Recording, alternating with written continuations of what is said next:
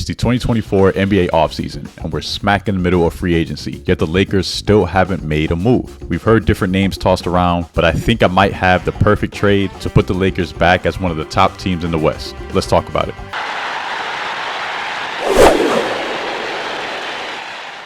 Like I said before, we heard different names tossed around like Kyle Kuzma, Cam Johnson, Bruce Brown, and so on. While these are really good players, I personally don't believe that any of these moves make us a contender. Keep in mind, the narrative is that the Lakers are worse than we actually are. I believe that with the current roster, when healthy, we are still a really good team. However, one thing to consider is that the other teams in the West, and not just the West, in the NBA in general, are still getting better. Oklahoma City improved drastically with the additions of Alex Caruso and Hartenstein. Look at the Minnesota Timberwolves, they just added essentially an upgrade to Mike Conley with Rob Dillingham. The Kings just signed DeMar DeRozan, which provides them a nice scoring punch alongside Malik Monk coming off the bench. And those are just a few examples. So what is the move? What can the Lakers do to put us back on track to contending for a championship? This is the move that I have the Lakers making. And again, in my opinion, this is the best move available to put us back in line to contend for a championship.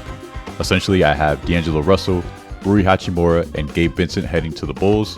Zach Lavine heads to the Lakers, so that's more or less a win-win. The goal for the Bulls is to essentially get rid of Zach Lavine and his contract, which is what the Lakers will take on.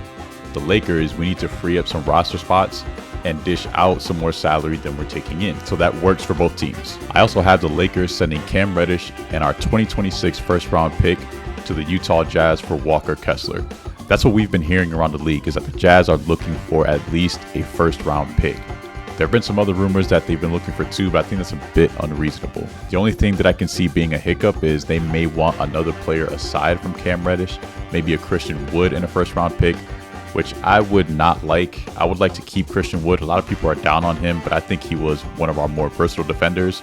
He's a stretch four, and he was one of our best rebounders. So if we can keep him, that would be great. But if not, I would still make this trade, even if it is someone like Christian Wood and a 2026 first-round pick for Walker Kessler. So how does this put us back into contention? Well, in my opinion, it's pretty simple. With the acquisition of Zach Lavine and Walker Kessler, we're pretty much solving all of the Lakers' needs when it comes to competing against the best teams in the league. With Walker Kessler, we add a very young asset who has shown a lot of potential to be an excellent rebounder and a terrific rim protector. He is a legit 7-footer, and throughout his career, he's played about 138 games, averaging about 23 minutes a game, putting up 8 rebounds and 2.5 blocks, shooting 69% from the field. Of course, I would not want Walker Kessler to start alongside Anthony Davis. I think that limits the offense a bit. But when AD sits down, Walker Kessler can come off the bench and provide valuable minutes to help compensate for that lack of rebounding and rim protection, which is what we've been missing for the past 2 years. And that still gives us the versatility to where we have to play those rotations where we need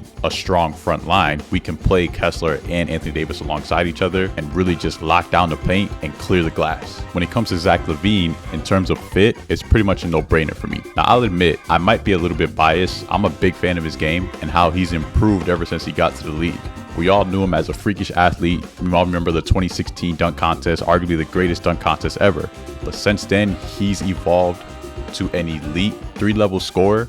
He can shoot the 3, he can come off screens, catch and shoot, and he's shown that he's able to play off the ball. And I still think to this day, he's an underrated playmaker. Over the past 5 years, Zach Lavine has averaged 24 points, 5 rebounds, and 4 assists on an efficient 47, 38, and 84 shooting splits. And for those of you that question his availability, first of all, he's only had one major injury, and that was when he tore his ACL. But for the past 5 years, he's averaged 57 games played throughout the season. And that would actually be a lot higher if it wasn't for last year when he and his camp decided that the best move was to have season-ending foot surgery because of the landscape of the trade market. So yes, I understand there are injury concerns, but I also believe they've been blown way out of proportion. Let me know your thoughts on this potential trade. Thank you so much for watching, and I hope you tune in for the next video.